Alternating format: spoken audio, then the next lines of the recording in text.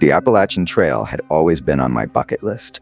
Stretching over 2,100 miles from Georgia to Maine, it's one of the longest and most famous hiking trails in the United States. Every year, thousands of people attempt to hike its entirety, seeking the thrill of nature's beauty and the challenge of such a formidable journey.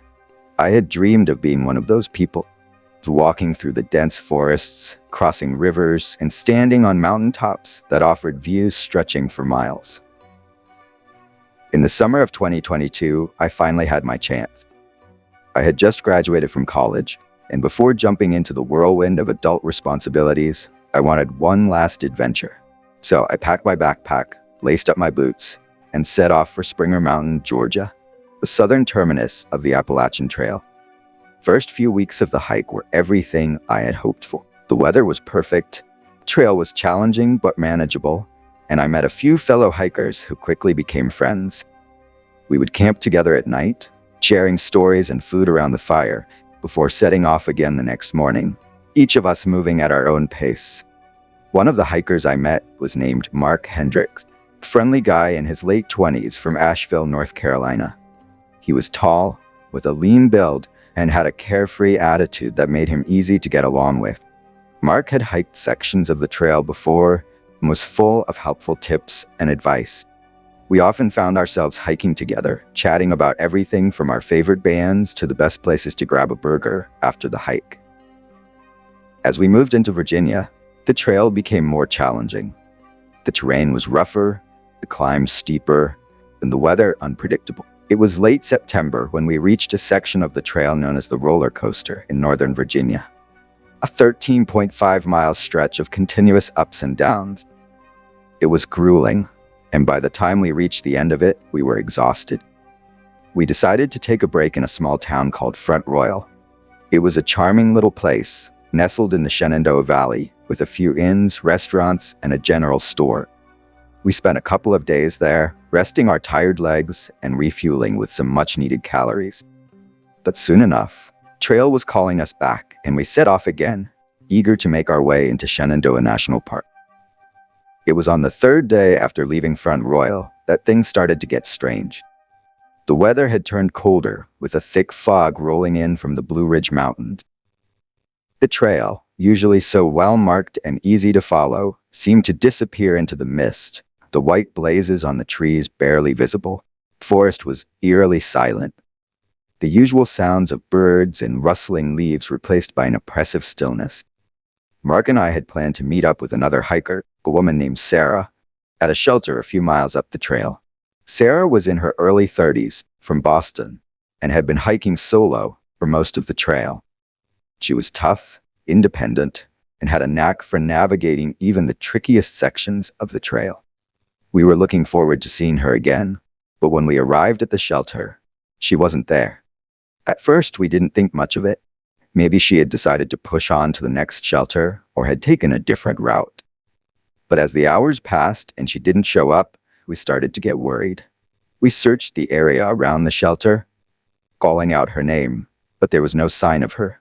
The fog made it difficult to see more than a few feet in front of us, and the growing darkness only added to our unease. We decided to stay at the shelter that night, hoping that Sarah would show up in the morning. She didn't. By the time the sun rose, Mark and I knew something was wrong. We debated whether to continue on the trail or to backtrack and look for her, but eventually we decided to press on, thinking that she might have gone ahead of us. The trail through Shenandoah was beautiful, even with the fog, but there was an underlying sense of dread neither of us could shake. The other hikers we met along the way hadn't seen Sarah either, and as the days passed, our concern grew. We reported her disappearance to a park ranger when we reached Big Meadows, but there wasn't much they could do at that point. The trail was long, and it wasn't uncommon for hikers to lose contact for a few days. But then Mark started acting strange. He was usually upbeat, always the one to crack a joke or suggest a fun detour, but now he was quiet, withdrawn. He kept glancing over his shoulder as if he expected someone or something to be following us. When I asked him about it, he just shrugged it off, saying that the fog was getting to him, that he hadn't been sleeping well. A few nights later, We were camping just off the trail near Skyline Drive, not far from the town of Luray. It was a clear night, the fog finally lifting, and the stars were out in full force. We were sitting around the campfire, eating dinner, when Mark suddenly froze, staring into the darkness beyond the firelight. "Did you hear that?" he whispered. I hadn't heard anything, but the look on his face sent a chill down my spine. I strained my ears, listening, but all I could hear was the crackling of the fire and the occasional rustle of leaves in the breeze. "There it is again," Mark said, his voice tense. "Someone's out there." I stood up, shining my flashlight into the trees, but there was nothing there, just darkness and shadows. I tried to reassure Mark, telling him it was probably just an animal, but he wouldn't calm down. He insisted that we pack up and leave, that we get back on the trail and keep moving. Reluctantly, I agreed, and we quickly gathered our things and set off into the night. The trail was hard to follow in the dark, even with our flashlights, and the uneasy feeling that had been growing inside me for days was now in full force. I kept looking over my shoulder, expecting to see something, someone, lurking in the shadows. We hiked for what felt like hours, the trees closing in around us, the trail twisting and turning in ways that didn't seem right. I could hear Mark muttering to himself, something about the fog, about how it was all wrong. I tried to stay focused, to keep us on the trail, but my mind was racing, my heart pounding in my chest. And then, just as suddenly as it had started, Mark stopped. He turned to me, his eyes wide with fear. "She's here," whispered. "She's been following us this whole time." Before I could ask what he meant, Mark took off running into the woods, his flashlight bouncing wildly as he disappeared into the darkness. I called after him, but he didn't stop. I was alone, the night pressing in around me, the silence overwhelming. I didn't know what to do. Part of me wanted to run after Mark, to find him and drag him back to the trail, but another part of me was terrified of what I might find. I stood there, frozen, until I finally mustered the courage to follow him. I never found Mark. I searched the woods until dawn, calling his name, but there was no sign of him. The rangers launched a search party, but after a week of combing the area, they found nothing. It was as if he had vanished into thin air, just like Sarah. I left the trail after that, unable to shake the feeling that something was out there, something that had taken Mark and Sarah. I still think about them sometimes, wondering what happened, if they're still out there somewhere, lost in the fog, or if they became part of the trail, swallowed up by the mountains. To this day, I can't walk through the woods without feeling that same sense of dread, without looking over my shoulder, half expecting to see Mark's face peering out from the shadows. The Appalachian Trail is beautiful, but it's also wild, untamed, and sometimes feels like it has a mind of its own. It's a place where people can disappear, where the line between reality and the unknown blurs, and where, if you're not careful, you might just vanish without a trace. I live in a remote corner of Tennessee, where the land stretches out in wide, unspoiled expanses, and the air feels heavy with the history of the land. It was either the summer of '92 or '93, I can't quite remember the exact year, but the memory of what happened still burns vividly in my mind, as if it were just yesterday. I was a preteen then, growing up in a place where the rural landscape was both beautiful and eerie, a place where the rolling hills and dense forests held secrets that were best left undiscovered. Back then, illegal dumping was a common issue in our area. People would drive out to the middle of nowhere, the steep hillsides and ravines, and unload their unwanted items, old furniture, broken appliances, and bags of garbage, onto the pristine land. Our county's waste disposal system was practically non-existent, with no bulk pickup service, so it wasn't unusual to come across these makeshift dumping grounds scattered throughout the countryside. The economic disparity in our part of Tennessee was striking. You had the very wealthy, those with sprawling mansions and vacation homes, and then you had those who were just scraping by, living in old rundown houses. My family fell somewhere in the upper middle class. We weren't wealthy, but we were comfortable. If life were like the Titanic, we'd be on the lowest rung of first class or the very top of second class. Most of the people around us, though, would be in steerage or down in the coal bunker. It was August in Tennessee, scorching hot, with the kind of humidity that makes it hard to breathe. People often joke that this is the swamp-ass capital of the state, and honestly, it's not far off. The heat clings to you, making even the simplest tasks feel like a struggle. That summer, our small town was buzzing with the news of a murder, something so rare and shocking that it consumed everyone's attention. It was all you heard in the churches, beauty salons, everywhere. The victim was a woman in her early 30s, not wealthy and largely unknown. She had moved to our town less than a year ago, kept to herself, and hadn't been reported missing. Then, just before the summer break ended, her body was found at the base of a steep incline, deep in one of our densely wooded areas. She was discovered by some hikers who had ventured off the beaten path. Her body had been dumped at the bottom of a large illegal dump site on a dirt road so narrow and winding that if you met another car, one of you would have to pull over almost off the road entirely. The road was aptly named Bone Road, and the name alone sent chills down your spine. The woman's body was found at the base of this dump, but her head was missing, completely gone. The police had no leads, no suspects, and her killer was still at large. My mom was born and raised in this town. She came from a long line of strong, yet goofy people, folks who knew how to laugh, even in the face of adversity. She was my best friend, kind of mom who was loved by everyone, including my friends, who often told me how lucky I was to have her. My dad was a pharmacist, not originally from the area, but well known and respected because of his job. He was smart, hardworking, and always willing to help someone out, even late at night. That August day, my mom and I had been at a family reunion at a nearby lake, enjoying the rare moments of coolness the water provided. But as the day wore on, a scattered thunderstorm popped up, bringing our gathering to an abrupt end. It was just me and my mom on the drive home, my dad still at work, and my brother off with a friend. This was back in the days before GPS, Alexa, Siri, or Google Earth. Heck, we didn't even have MapQuest. My dad, being on the school board, had a highly detailed map of our entire county, and we decided to use it to find Bone Road. We had heard so much about the murder site that our curiosity got the better of us. We wanted to see it for ourselves. We went home, grabbed the map, and set out on what we thought would be a simple, harmless adventure. We eventually found Bone Road, a place that started with a strip of blacktop that soon turned into gravel, and then finally into a dirt road. The deeper we drove into the woods, the more the atmosphere changed.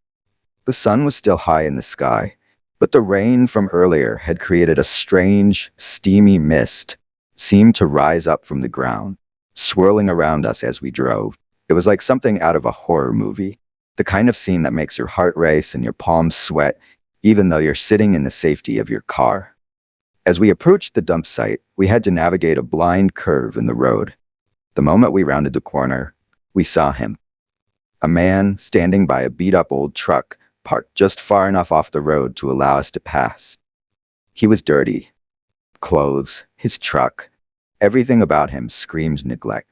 He looked like he belonged there, like he was a part of the landscape, another piece of the trash that had been left behind. But there was something off about him, something that made the hairs on the back of my neck stand up. He was standing on the passenger side of our car, which meant he was right next to me. As we slowly passed by him, I caught a glimpse of his face, a smile, if you could call it that revealed just two yellow, rotting teeth. His eyes were cold, empty, and that smile wasn't friendly. It was the kind of smile that sends a chill down your spine, that makes you want to lock your doors and drive as fast as you can away from whatever danger is lurking nearby. My mom and I didn't say a word as we passed him. He just kept driving, the silence in the car thick and heavy. We agreed we would drive to the end of Bone Road, turn around, and get the hell out of there. But as we reached the end of the road, we realized with a sinking feeling that we had no choice but to go back the way we came. Bone Road was a dead end. "Oh shit," my mom muttered under her breath, voicing the fear that had been building up inside me. We turned the car around, and as we drove back down the road, I prayed that the man would be gone, that he was just some random guy who happened to be in the wrong place at the wrong time. But as we rounded the curve again, there he was, still standing by his truck, still smiling that twisted, two-toothed grin. This time, I felt a wave of terror wash over me. What if he decided to come after us? What if he followed us, knowing that we were trapped, that we had nowhere to go? But as irrational as our fears were, we kept driving, hearts pounding, until we finally made it out of there, back onto the main road. When we got home, my dad was furious. He couldn't believe we had been so reckless, so stupid, to go out there alone. But we never told him the full story. We never told him about the man with the two teeth. The man who had smiled at us with that eerie, knowing grin. Few days later, the local newspaper reported that the murderer had been caught. The woman had been killed by her boyfriend, who had turned into a stalker. She had moved to our town to get away from him, but he had found her, driven around with her body in his truck, and then dumped her at that site on Bone Road. As we stared down at the mugshot in the newspaper, my mom and I both felt a shiver run down our spines. The man in the photo was Mr. Tooth, the man we had seen standing by his truck on Bone Road. He had been the one to kill her, the one who had left her body at that dump. He was convicted of first-degree murder and abuse of a corpse, sentenced to life in prison with no chance of parole. But even now, all these years later, I can still see his face, haunting smile. And I know, deep down, that we were lucky, so incredibly lucky, to have made it out of Bone Road alive. The memory of that day still lingers, a dark shadow that never fully fades, a reminder that sometimes the monsters we fear are very real. I had always been drawn to the mountains, their rugged beauty and the sense of isolation they offered. There was something calming about being surrounded by towering peaks, crisp mountain air filling your lungs, and the quiet that came with being miles away from the nearest town. Growing up in Colorado, the Rocky Mountains were practically my backyard, and I spent countless weekends exploring the trails, camping under the stars, and getting lost in the wilderness. But there was one place I had always avoided: Aspen Grove. It wasn't the famous ski resort town that everyone thinks of when they hear the name Aspen. No, this was a small, remote grove of aspens nestled deep in the mountains, far from the well-traveled path. The locals whispered about it, saying that strange things happened there, that people who ventured into the grove sometimes didn't come back. It was a place steeped in mystery and fear, and even the bravest hikers gave it a wide berth. I had heard the stories growing up of bursts, tales of hikers who had disappeared, the strange noises people claimed to hear at night, the feeling of being watched by unseen eyes. My parents had always warned me to stay away from the grove, and I had listened for the most part. But as I got older, my curiosity began to get the better of me. I wanted to see it for myself, to find out if the stories were true. It was the fall of 1996, and I was home for the weekend from college. The aspen leaves were at their peak, bright yellow leaves shimmering in the sunlight, and the mountains were a patchwork of gold and green. It was the perfect time to go hiking, and I decided that this was the moment I had been waiting for. I was going to Aspen Grove. I set out early in the morning, packing a small backpack with water, snacks, and a map of the area. The trail was easy to follow at first, winding through dense forests of pine and fir, the path carpeted with fallen leaves. The air was cool and crisp, and the only sounds were the rustling of leaves and the occasional chirp of a bird. It was peaceful, serene, kind of day that makes you forget all your worries and just enjoy being alive. But as I got closer to Aspen Grove, the atmosphere began to change. The trees grew denser, the shadows darker, and the air felt heavier, almost oppressive. The trail, once well-marked, began to fade, the path becoming harder to follow as it wound deeper into the forest. I felt a sense of unease growing inside me, a nagging feeling that I was being watched. But I pushed it aside, telling myself that it was just my imagination.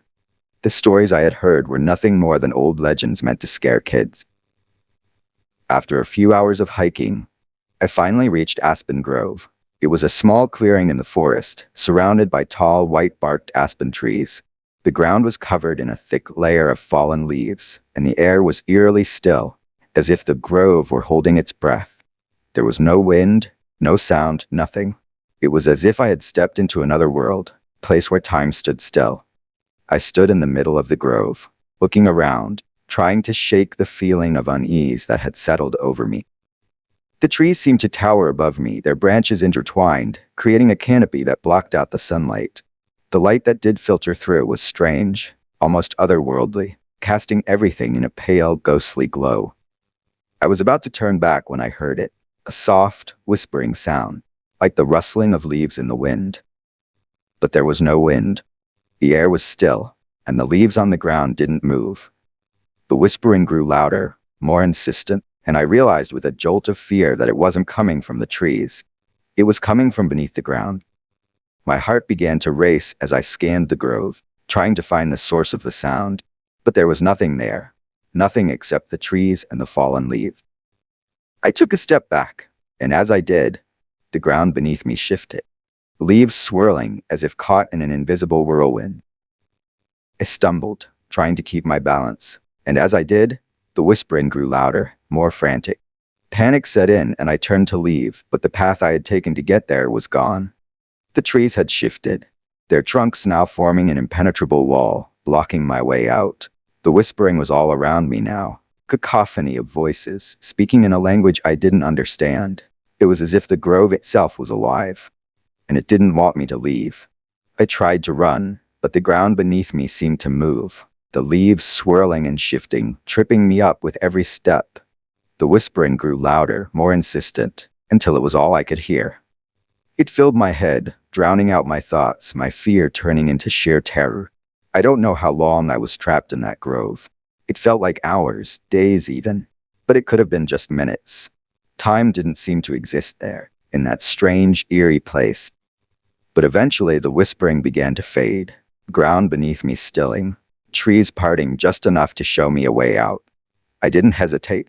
I ran as fast as I could, not looking back, not stopping until I was far away from that place, until the trees thinned out and I could see the sunlight again. My heart was pounding, my breath coming in ragged gasps, but I didn't stop. I kept running until I was back on the main trail, back in the safety of the familiar forest. When I finally stopped, I looked back, half expecting to see the trees of Aspen Grove looming behind me. But there was nothing.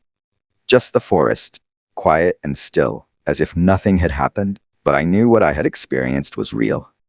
The fear, the whispering, feeling of being trapped, it was all real. I never went back to Aspen Grove after that. I never told anyone what had happened. Not really. I just said I got lost, that I had taken a wrong turn and ended up in the wrong part of the forest. But deep down, I knew the truth. There was something in that grove, something ancient and powerful, something that didn't want to be disturbed. To this day, I can't walk through an aspen forest without feeling a chill run down my spine, without hearing that faint, whispering sound in the back of my mind. I've tried to forget, to move on, but the memory of that day is always there, lurking just beneath the surface. A reminder that some places are better left unexplored.